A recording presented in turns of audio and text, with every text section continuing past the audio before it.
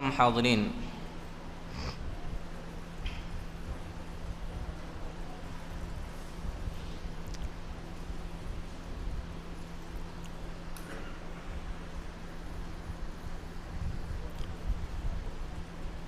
اس سے پہلے آپ کو بتلایا گیا کہ سورہ بقرہ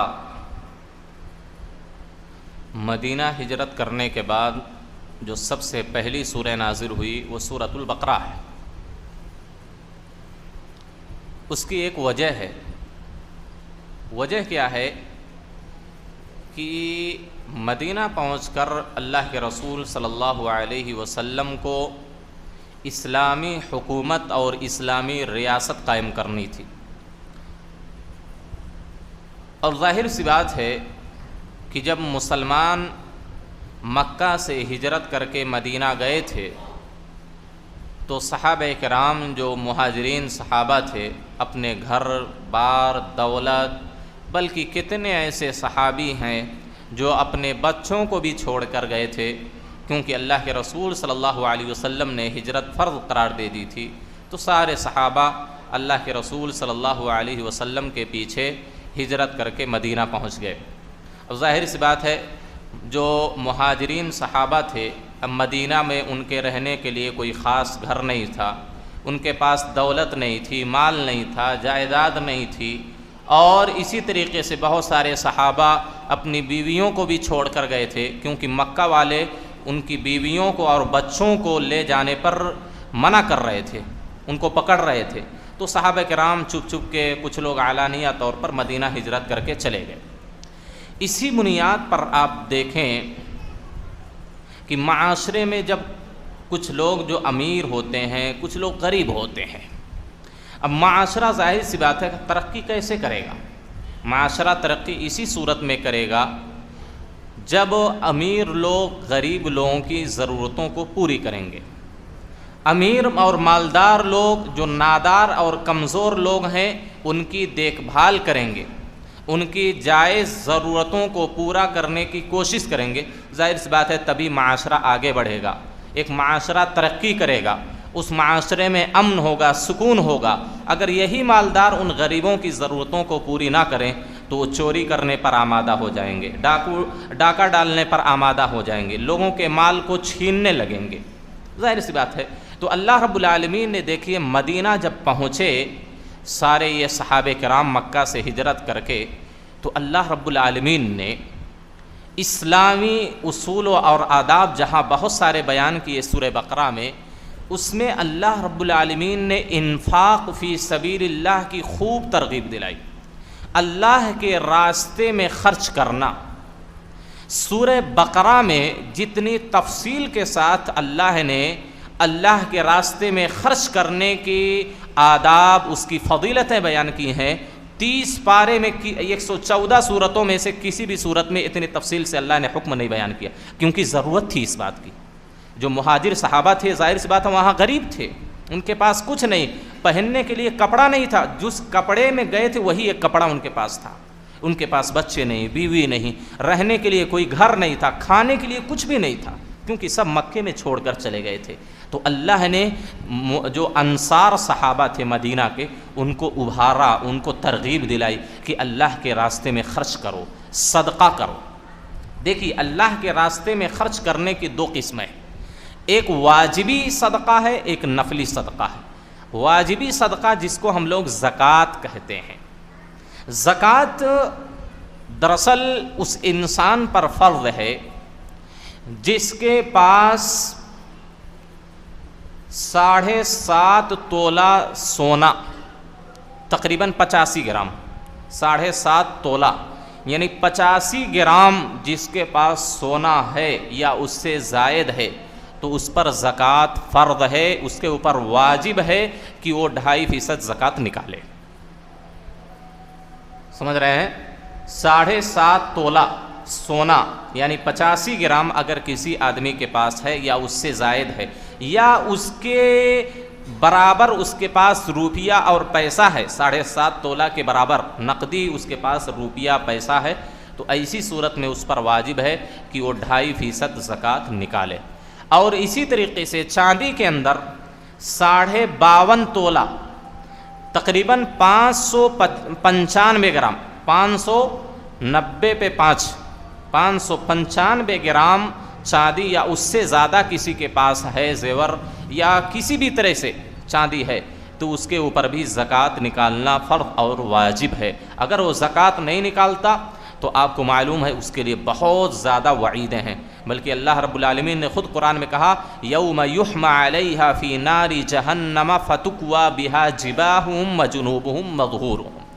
جو یہ لوگ واجبی زکوٰۃ نہیں دیتے، جن کے اوپر زکوٰۃ فرض ہو گئی ہے، اگر یہ مال جمع کر کے ایسے ہی رکھیں گے، سونے چاندی کو، روپیے پیسے کو، کل قیامت کے دن اسی روپیے پیسے اور سونے چاندی کو جہنم کی آگ میں بھڑکایا جائے گا اور اسی سے ان کی پیشانی، ان کے چہرے، ان کی پیٹھ کو داغا جائے گا، اور یہی مال کل قیامت کے دن اژدہا بن کر آئے گا اور انسان کے گلے کو لپیٹ کر کے اس کو ڈسے گا، کہے گا انا کنزکا انا مالکا، میں ہی تمہارا خزانہ، تمہارا مال ہوں۔ لہذا جس انسان پر بھی زکوٰۃ فرض ہے، 7.5 تولہ چاندی ہے یا 7.5 تولہ سونا ہے یا 595 گرام اس کے پاس چاندی ہے یا اس کے برابر روپیہ پیسہ ہے، تو اس کے اوپر ضروری ہے کہ وہ 2.5% کے حساب سے زکوٰۃ نکالے۔ دوسری قسم نفلی صدقہ۔ نفلی صدقہ جو کیا ہے، واجب نہیں ہے، لیکن نفلی صدقے کی اتنی ترغیب اللہ نے دلائی سورہ بقرہ کے اندر۔ اللہ نے پہلا حکم کیا دیا؟ یا ایھا الذین آمنوا انفقوا مما رزقناکم۔ اللہ رب العالمین نے پہلا حکم دیا، کیا حکم دیا؟ کہ اے لوگو، ہم نے جو تم کو روزی دی ہے، ہم نے جو تم کو مال دیا ہے، تم اس مال میں سے خرچ کرو۔ دیکھیے اللہ نے مال کی نسبت اپنی طرف کی، گویا کہ یہ مال حقیقی انسان کا نہیں ہے، یہ حقیقی مال اللہ ہی کا، اللہ نے ہم کو دیا ہے، یہ مال اللہ نے ہم کو دیا ہے۔ تو اللہ نے کہا جو صاحب ثروت ہیں، جن کو ہم نے مال دیا ہے، یہ لوگ مال کو خرچ کریں اس دن سے پہلے، من قبل ان یأتی یوم لا بیع، جس دن نہ تو کوئی بیع و شرا ہوگی، خرید و فروخت ہوگی، نہ تو تجارت ہوگی، ولا خلا، نہ وہاں کوئی دوستی ہوگی، وہاں مال و دولت کام نہیں آئے گی۔ انسان کے پاس پوری دنیا بھر کے جائیداد ہو، مال و دولت ہو، لیکن کل قیامت کے دن یہ ذرا بھی فائدہ اس کو نہیں دے گی۔ اسی وجہ سے اللہ نے کہا موت سے پہلے، اپنی موت سے پہلے، قیامت سے پہلے، قبر میں جانے سے پہلے، ہم نے جو تم کو مال دیا ہے اس میں سے خرچ کر لو، اس میں سے خرچ کرو۔ من قبل ان یأتی یوم لا بیع ولا خلۃ ولا شفاعہ والکافرون هم الظالمون۔ کافر لوگ جو ناشکرے ہیں، جو اللہ نے مال ان کو دیا ہے، اس مال کو اللہ کے راستے میں خرچ نہیں کرتے ہیں، یہی لوگ ظالم ہیں، یہ ظالم ہیں۔ اللہ نے ان کو مال دیا ہے، کیوں دیا ہے؟ خرچ کرنے کے لیے اللہ نے دیا۔ ایک بات آپ کو میں بتلا دوں، جن کو بھی اللہ نے مال دیا ہے وہ صاحب ثروت ہیں، مالدار ہیں، دولت مند ہیں، یہ مت سوچے کہ اللہ نے ان کی طاقت کی وجہ سے، ان کی محنت کی وجہ سے ان کو اتنا مال دیا، یہ انسان کبھی بھی مت سوچے، کبھی بھی مت سوچے۔ اللہ جب کسی کو دولت دیتا ہے تو صرف اس کا رزق اس کو نہیں دیتا، بلکہ جو معاشرے اور سماج اور سوسائٹی میں جو غریب لوگ ہیں ان کا مال بھی ان مالداروں کے حوالے اللہ کرتا ہے۔ آپ یہ نقطہ یاد رکھیں، میں نبی صلی اللہ علیہ وسلم کی صحیح حدیث بتلا رہا ہوں، جو مالدار لوگ ہیں طبقے میں، معاشرے میں، سماج میں، سوسائٹی میں، وہ یہ مت سمجھیں کہ یہ جو پورا مال ہے یہ میرا پورا حق ہے، یہ میری محنت کی پوری کمائی ہے، نہیں۔ آپ دیکھیں بسا اوقات ایک مزدور آدمی کو آپ دیکھیں، وہ 15 سے 20 گھنٹے مزدوری کرتا ہے، لیکن دن میں کتنا کماتا ہے؟ 400، 500، 600، 700، 1000۔ لیکن وہیں پر کچھ ایسے لوگ ہیں 2 گھنٹہ کام کرتے ہیں، ان کے پاس لاکھوں میں، ہزاروں میں ایک دن کی کمائی ہوتی، کوئی 10,000 کما رہا ہے، 5,000 کما رہا ہے، 20,000، 50,000، لاکھوں کروڑوں میں کما رہے ہیں۔ آخر یہ فرق اللہ نے کیوں رکھا؟ وہ بھائی اتنی زیادہ محنت کر رہا ہے، مزدوری کر رہا ہے، لیکن اس کو 400 500 مل رہا ہے، لیکن وہیں پر 2 گھنٹہ ایک آدمی کر رہا ہے، اس سے ہزاروں گنا زیادہ کما لے رہا ہے۔ تو اللہ جو دولت دے رہا ہے مالداروں کو، وہ صرف ان کا حصہ نہیں ہے، بلکہ فقیروں اور غریبوں کا حصہ بھی اللہ مالداروں کو دے رہا ہے۔ اللہ مالداروں کے واسطے غریبوں کو پہنچانا چاہتا ہے۔ حدیث صحیح ہے، اللہ کے رسول صلی اللہ علیہ وسلم فرماتے ہیں، صحیح حدیث آپ کو میں سناتا ہوں، عبداللہ بن عمر رضی حدیث ہیں، کہتے ہیں ان اللہ تعالی اقواما یختصهم بالنعم، اللہ کے کچھ ایسے بندے ہیں جن کو اللہ نے نعمتیں دی ہیں، مال و دولت دی، کچھ خاص بندوں کو اللہ مال و دولت دیتا ہے، روپیہ پیسہ دیتا ہے، جائیداد دیتا ہے، کیوں دیتا ہے؟ اللہ کے رسول صلی اللہ علیہ وسلم نے کہا لمنافع العباد، بندوں کو، محتاجوں کو، غریب لوگوں کو فائدہ پہنچانے کے لیے، ان کی ضرورتوں کو ان کے ذریعہ پوری کرنے کے لیے اللہ ان کو مال دیتا ہے۔ اگر یہی مال جو آپ کو اللہ نے دیا ہے غریبوں کے لیے، فقیروں کے لیے، محتاجوں کے لیے، اگر یہی مال آپ غریبوں میں نہیں خرچ کریں گے، اللہ کے رسول کہتے ہیں وَيُقِرُّهُمْ فِيهَا مَا بَذَلُوهَا، جب تک یہ غریبوں کا مال جو مالداروں کو اللہ نے دیا ہے، غریبوں میں جب تک خرچ کریں گے، اللہ رب العالمین ان کو مال دیتا رہے گا، دیتا رہے گا۔ لیکن فَإِذَا مَنَعُوهَا، اگر یہ مالدار لوگ جن کو اللہ نے مال دیا ہے، غریبوں کا حصہ بھی ان مالداروں کو دے دیا ہے، اگر یہ غریبوں کو نہیں دیں گے، ان کی ضرورتوں کو پوری نہیں کریں گے، مسکینوں کو نہیں دیں گے، اللہ کے رسول صلی اللہ علیہ وسلم نے کہا اللہ رب العالمین وہ مال و دولت ان سے چھین لے گا، اپنے کچھ دوسرے بندوں کو دے دے گا جو بندے فقیروں میں خرچ کریں گے۔ آپ دیکھیں معاشرے میں جائزہ لیں، آپ کو کتنے ایسے آدمیوں کے بارے میں معلوم ہوگا کہ وہ آپ کے بچپن میں آپ کے باپ دادا بولتے تھے وہ اتنا مالدار، اتنا مالدار، کروڑوں کی زمین، یہ وہ سب کچھ تھا ان کے پاس، لیکن کیا ہوا؟ ایک وقت ایسا آیا کہ وہ لوگ بھیک مانگنے پر مجبور ہو گئے۔ کیوں ہو گئے بھائی بھیک مانگنے پر؟ بہت سارے واقعات آپ نے سنیں گے، اپنے آنکھوں سے آپ نے بہت سارے لوگوں کو گاؤں معاشرے میں دیکھا ہوگا، سنا ہوگا کہ یہ ارے 10-20 سال پہلے، 50 سال پہلے بہت مالدار تھے، آج یہ حالت ان کی ہو گئی۔ یہ کیوں ہو گئی ہے؟ کبھی غور نہیں کرتے آپ؟ اللہ نے ان کو دولت دی تھی غریبوں میں خرچ کرنے کے لیے، اس نے غریبوں کا حصہ غریبوں کو نہیں دیا، اس وجہ سے اللہ نے اس کا بھی حصہ اور غریبوں کا حصہ چھین کر دوسرے مالدار آدمی کو دے دیا تاکہ وہ دوسروں میں خرچ کرے۔ تو آپ اس بات کو یاد رکھیں، جب تک خرچ کریں گے تب تک اللہ دیتا رہے گا، جیسے ہی غریبوں کا حصہ روک لیں گے اللہ رب العالمین آپ کی بھی دولت اور غریبوں کی جو کمائی تھی وہ بھی آپ سے چھین کر کے دوسرے انسانوں کو دے دے گا تاکہ وہ اللہ کے بندوں میں، کمزور اور نیک بندوں میں خرچ کریں۔ جی اسی وجہ سے اللہ رب العالمین نے اس سورہ کے اندر بے شمار آیتیں، اس کے آداب، اس کی فضیلتیں بیان کی ہیں۔ ان میں سے ایک آیت یہ اللہ رب العالمین نے بیان کی، اللہ نے کہا صدقہ کرنے کے آداب اللہ بتلا رہا ہے کہ کیسے آپ کو غریبوں میں، مسکینوں میں اللہ کے راستے میں خرچ کرنا، اس کی کیفیت کیا ہونی چاہیے، اس کا طریقہ کیا ہونا چاہیے، اللہ نے یہاں بتلایا۔ اللہ رب العالمین نے کہا کہ جو بھی اللہ کے راستے میں آپ مال خرچ کر رہے ہیں، جو بھی غریبوں کو دے رہے ہیں، جو بھی مدرسوں کو دے رہے ہیں، جو بھی مسجدوں کے لیے آپ صدقہ کر رہے ہیں، جو بھی مال اپنا حلال مال اللہ کے راستے میں خرچ کر رہے ہیں، خالص اللہ کے لیے ہونا چاہیے، خالص اللہ کے لیے ہونا چاہیے، اللہ کو خوش کرنے کے لیے وہ مال ہونا چاہیے، ورنہ آدمی اگر اس کی نیت خالص نہیں، اللہ کے لیے نہیں خرچ کر رہا ہے، تو پوری دنیا کے برابر دولت خرچ کر ڈالے، اللہ رب العالمین اس کو ذرا بھی ثواب نہیں دے گا، بلکہ گناہ اسی کے حساب سے اس کو گناہ دے گا، اسی کے حساب سے اللہ رب العالمین اس کو گناہ دے گا۔ آپ دیکھیں، آپ کو معلوم ہے کہ قرآن میں خود سورہ بقرہ میں بھی اللہ نے کہا وَمَا تُنْفِقُونَ إِلَّا ابْتِغَاءَ وَجْهِ اللَّهِ، جو بھی تم خرچ کرو اللہ کے چہرے کی خوشنودی حاصل کرنے کے لیے، اللہ کے چہرے کے لیے، اللہ کو راضی کرنے کے لیے، اللہ کے لیے تم خرچ کرو۔ آپ کو بڑی مشہور حدیث ہے، سب کو معلوم ہوگی کہ کل قیامت کے دن 3 لوگوں کو بلایا جائے گا، ایک عالم ہوگا، ایک عالم ہوگا، ایک مجاہد ہوگا اور ایک مالدار ہوگا۔ ایک مالدار ہوگا، اللہ رب العالمین اس سے سوال کرے گا میں نے تم کو بہت مال دیا تھا، بڑی دولت دی تھی، تم نے کیا کیا؟ وہ کہے گا اے اللہ میں نے تیرے راستے میں پورا مال لٹا دیا، تیرے گھر کو بنایا، یعنی مسجدیں بنائی، مدرسے بنائے، غریبوں میں اپنے پورے پیسے لوٹا دیا۔ اللہ کہے گا اس مالدار آدمی سے کہ تم نے تو خرچ کیا ہے، لیکن تم نے اس لیے دنیا میں خرچ کیا تھا تاکہ تم کو سخی کہا جائے، فیاض کہا جائے، اپنی دولت کو غریبوں میں، مسکینوں میں لٹانے والا کہا جائے کہ یہ آدمی بڑا خرچ کرنے والا ہے، اس لیے تاکہ تم مشہور ہو جاؤ کہ یہ لوگوں کی مدد کرتا ہے، لوگوں کی دیکھ بھال کرتا ہے، لوگوں کی ضرورتوں کو پوری کرتا ہے، تاکہ تم کو سخی اور فیاض کہا جائے، اس وجہ سے تم نے دنیا میں خرچ کیا تھا۔ اللہ رب العالمین کہے گا کہ اس کو اٹھاؤ اور جہنم میں لے جا کے پھینک دو اس کو۔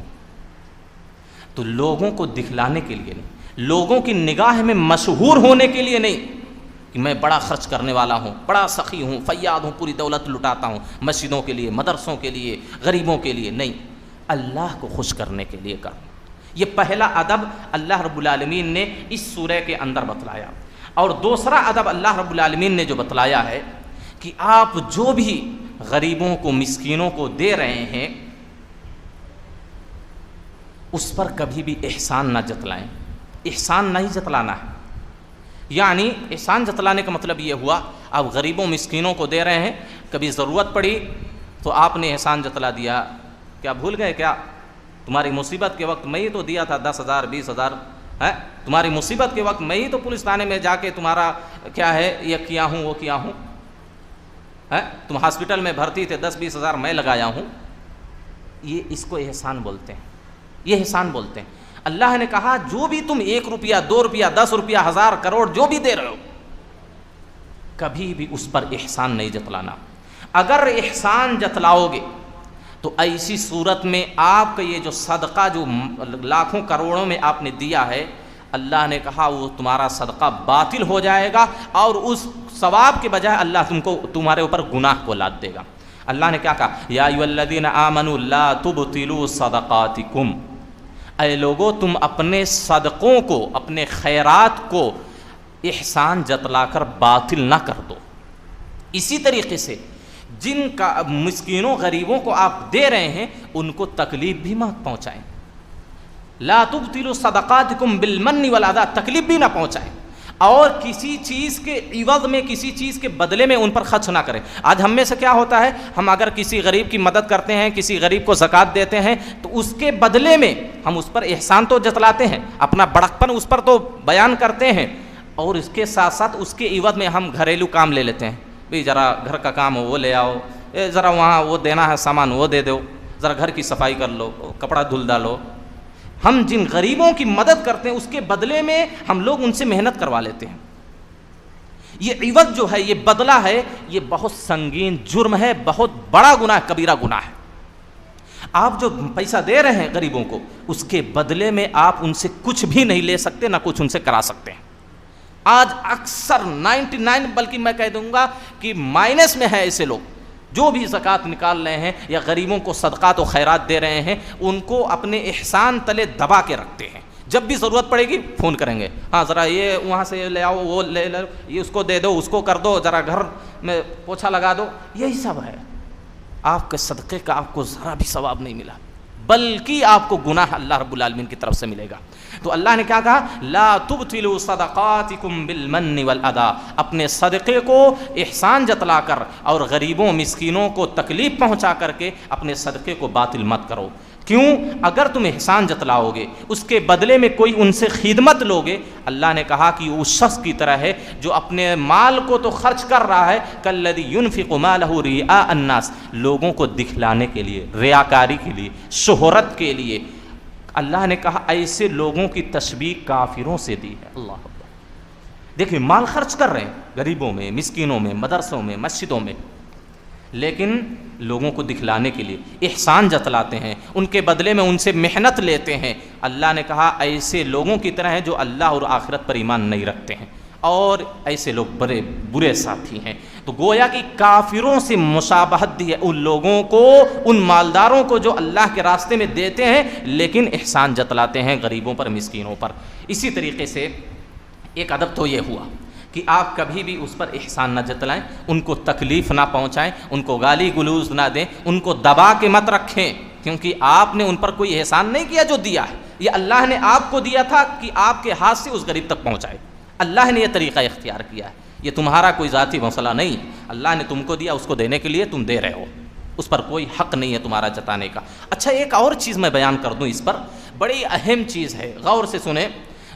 جو بھی زکوٰۃ نکال لیں، ہماری زکوٰۃ نکل رہی ہے 25,000 1 لاکھ 2 لاکھ 4 لاکھ 10 لاکھ، ٹھیک، بہت سارے ایسے لوگ ہوتے ہیں ان زکوٰۃ کے پیسوں سے غلہ خرید لیتے ہیں، چاول خرید لیا، تیل خرید لیا، اور بھی ضرورتوں کی جو چیزیں ہوتی ہیں وہ خرید لیتے ہیں۔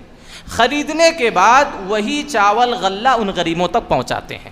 یہ حرام ہے، ایسے لوگوں کی زکوٰۃ ادا ہی نہیں ہوتی، اور جتنے لوگ ایسے کرتے ہیں دوبارہ وہ زکوٰۃ دیں، دوبارہ وہ زکوٰۃ دیں، کیونکہ جو واجبی زکوٰۃ ہوتی ہے، واجبی زکوٰۃ جو بھی 8.5% نکالتے ہیں، اس میں آپ کا کچھ بھی، آپ کی کچھ بھی ملکیت نہیں، یہ مالک، اس مال کا مالک وہ غریب ہے جس کو آپ زکوٰۃ دے رہے ہیں۔ تو کبھی بھی روپیے پیسے کی جو زکوٰۃ نکلتی ہے، ان پیسوں سے آپ کچھ بھی خرید کر غریبوں کو نہیں دے سکتے، اپنی کیا ہے، اپنی طرف سے۔ اگر وہ مسکین جس کو آپ زکوٰۃ دے رہے ہیں وہ اگر کہہ دیتا ہے کہ نہیں پیسہ نہیں مجھے غلہ دے دو، پیسہ نہیں مجھے قرض پورا کرنا ہے، اس کو دے ڈالو، وہ مدرسے کی وہ اسکول کی فیس دینی ہے وہ دے ڈالو اس کے بدلے میں، تب جا کر آپ اس میں تصرف کر سکتے ہیں۔ کسی بھی زکوٰۃ دینے والے کے لیے جائز نہیں ہے کہ وہ جو مال کی زکوٰۃ نکال رہا اس میں کسی بھی طرح کا تصرف کرے۔ وہ جو پیسہ نکل رہا ہے جہاں تک آپ کو پہنچانا، وہ پیسے کی صورت میں ہی آپ کے لیے پہنچانا ضروری ہے، کیونکہ آپ کو نہیں معلوم اس غریب کو کس چیز کی ضرورت ہے۔ بھئی غریب کو غلے کی ضرورت نہیں ہے، وہ بیمار ہے، اس کو ہاسپٹل کا خرچ اٹھانا برداشت کرنا، آپ لے جا کر غلہ اس کو دے رہے ہیں۔ اور کتنے ایسے لوگ ہیں جو کہتے ہیں نہیں اگر لینا ہے تو لے غلہ، ہم پیسہ نہیں دیں گے تم کو۔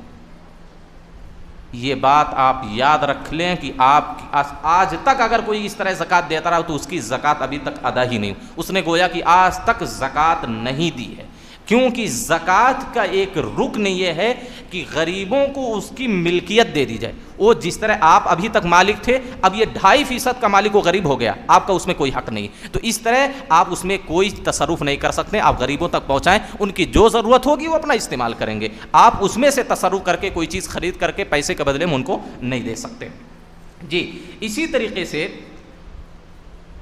اللہ رب العالمین نے صدقے کے آداب میں سے ایک ادب یہ بتلایا کہ جو بھی تم اللہ کے راستے میں غریبوں، مسکینوں، مدرسوں، مسجدوں کو دے رہے ہو، اپنا سب سے پاکیزہ اور اچھا مال اللہ کے راستے میں دو۔ جو اپنے لیے پسند کرتے ہو وہی غریبوں کے لیے پسند کرو۔ یہ نہیں گھر میں کوئی فاضل چیز، ردی چیز بیکار ہو رہی تھی، خراب ہو رہی تھی، چاول سڑ رہا تھا، گل رہا تھا، لے جا کے غریبوں میں دے دیا۔ اب کہ یہ صدقہ اللہ کے یہاں قبول نہیں ہوتا۔ یا ایھا الذین آمنوا انفقوا من طیبات ما کسبتم، جو سب سے بہترین چیز ہے ان میں سے تم غریبوں کو، مسکینوں کو اللہ کے راستے میں خرچ کرنے کی کوشش کرو۔ یہ نہیں ولا تنفقوا، اللہ رب العالمین نے کہا ایسی چیز نہ خرچ کرو جس کو تم خود پسند نہیں کرتے ہو۔ آپ یہ نہیں پسند کرتے کہ میرے پاس یہ سامان ہو، مجھے اس طرح کا کوئی سامان دے، تو اسی طرح آپ غریبوں کے لیے بھی پسند نہ کریں، بلکہ سب سے پاکیزہ مال اللہ کے راستے میں خرچ کرنے کی کوشش کریں۔ یہ اللہ رب العالمین نے ایک ادب اور بتلایا۔ اسی طریقے سے ایک اور ادب اللہ رب العالمین نے بتلایا کہ دیکھیے مانگنے والوں کی بھی آج کئی قسمیں ہیں۔ کچھ لوگ ہوتے ہیں مسجدوں کے گیٹ پر کھڑے ہو کر مانگتے ہیں، دکان پر جا کر، گھر پر جا کر ہاتھ پھیلاتے ہیں، اور یہ ایسے لوگ ہیں کہ ان کو جتنا بھی دے دیا جائے یا ان کے پاس جتنا بھی ہو، لیکن ان کی مانگنے کی عادت ختم نہیں ہوتی۔ میں ایک واقعہ اپنا ذاتی تجربہ بولتا ہوں۔ میں گھر پہ تھا اپنے گاؤں میں، ایک بھیک مانگنے والا آیا، حالانکہ میری طرح تھا، ایک دم بالکل ہٹا کٹا نوجوان ایک لڑکا مانگ رہا ہے۔ میں نے کہا بھائی بیٹھیے، آئیے، بیٹھایا، اس کو پانی وانی پلایا۔ اس کے بعد میں نے کہا کیوں مانگ رہے ہو تم؟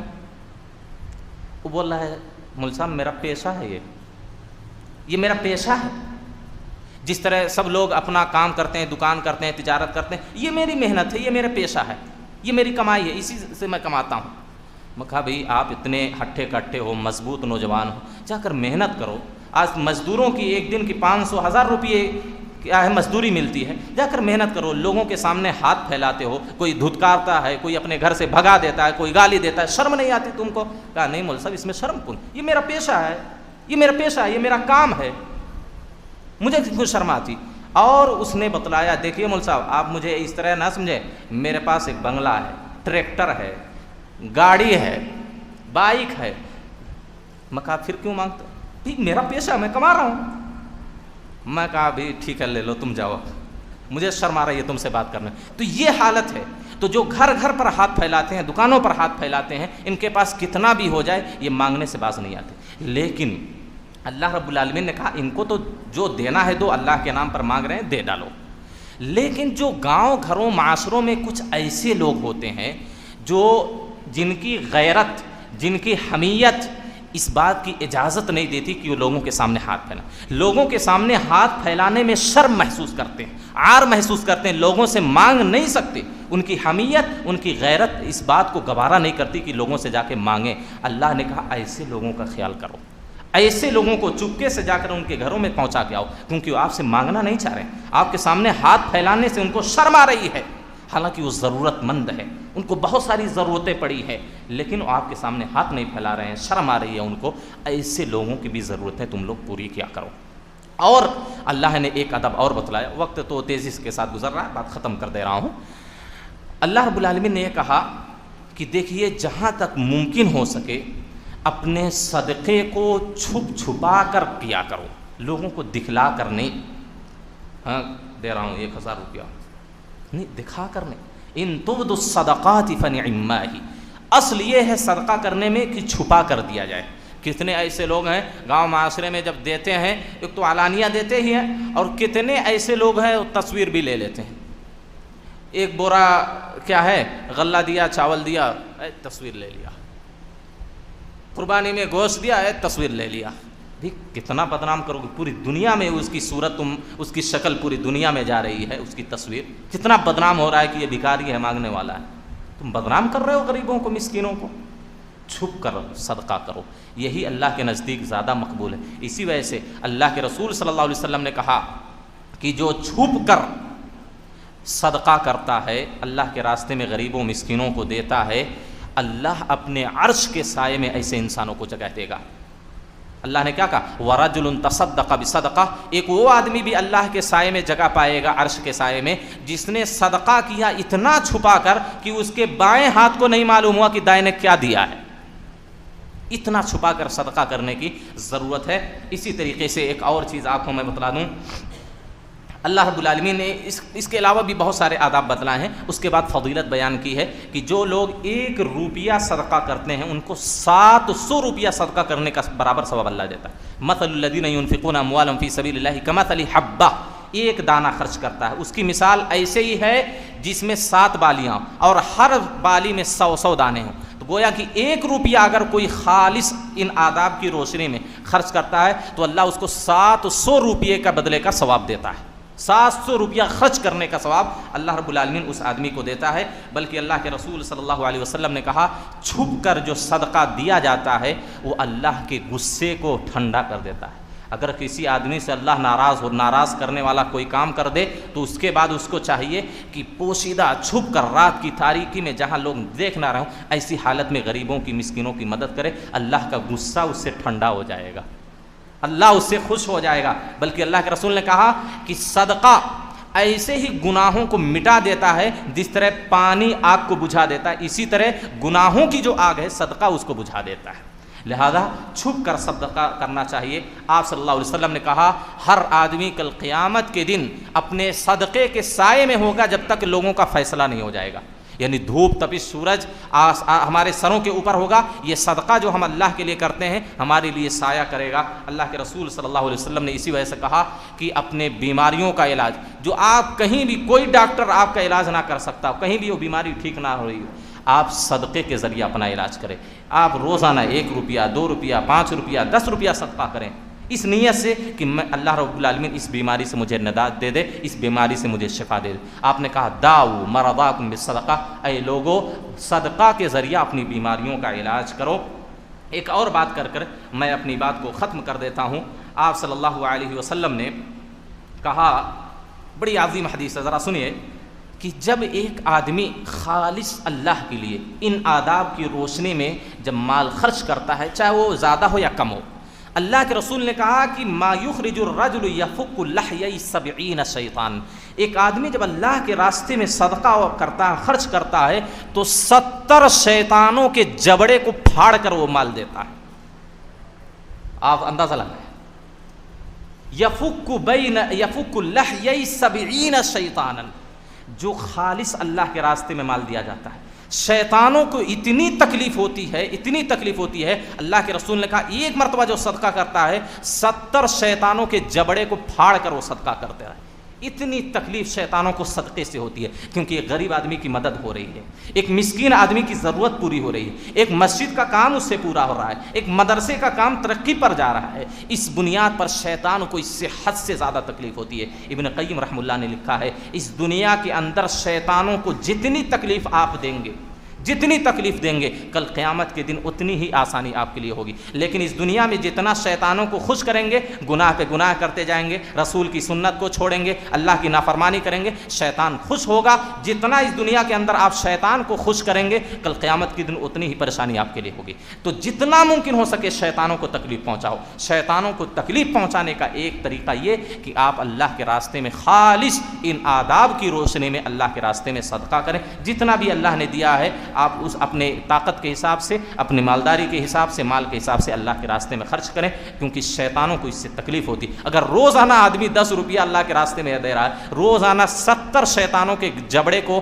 اور چہرے کو گویا کہ وہ چیر کر اور پھاڑ کر دے رہا ہے، اتنی تکلیف شیطانوں کو ہوتی ہے۔ باتیں تو بہت ساری ہیں صدقے کے تعلق سے، اس کے علاوہ بھی کچھ آداب اور کچھ فضیلتیں اللہ نے اسی سورہ میں بیان کی ہیں، لیکن اسی پر بات میں ختم کرتا ہوں۔ اللہ سے دعا ہے کہ اللہ ہم تمام لوگوں کو سننے سے زیادہ اس پر عمل کرنے کی توفیق دے، آمین۔ وآخر دعوانا الحمدللہ رب العالمین۔